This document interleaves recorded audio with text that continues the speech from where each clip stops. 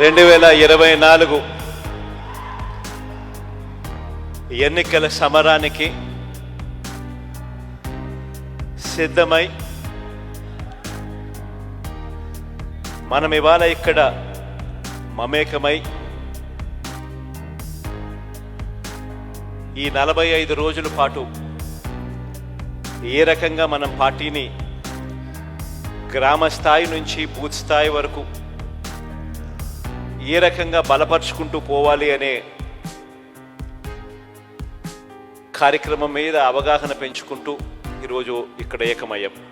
ఒకటి ప్రధానంగా కూడా అందరం కూడా గుర్తుపెట్టుకోవాల్సింది ఏమిటి అని అంటే,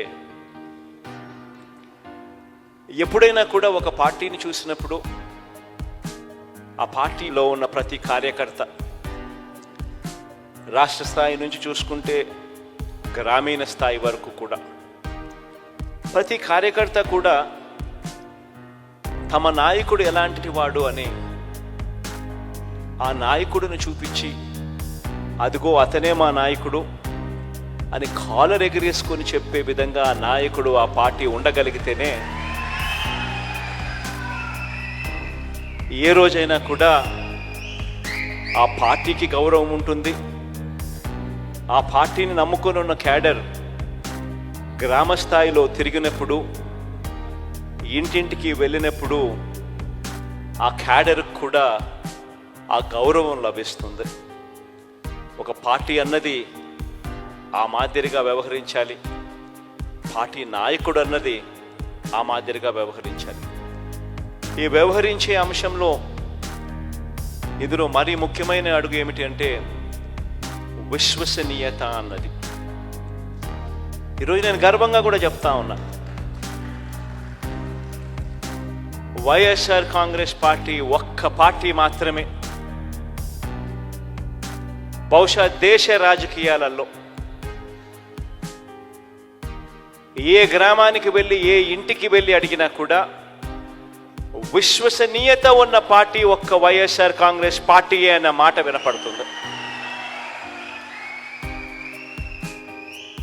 ఈ మాట చాలా చాలా చాలా ఒక రాజకీయ నాయకుడికి, ఒక రాజకీయ పార్టీకి చాలా చాలా అవసరమైన మాట ఇది. ఈరోజు 5 సంవత్సరాల తర్వాత గర్వంగా కూడా ప్రతి క్యాడర్లో ఉన్న ప్రతి ఒక్కరూ, రాష్ట్ర స్థాయి నుంచి గ్రామ స్థాయి దాకా కూడా ప్రతి ఒక్కరూ కూడా గర్వంగా వెళ్ళి ఎన్నికల ముందు అక్క ఇది చెప్పాం,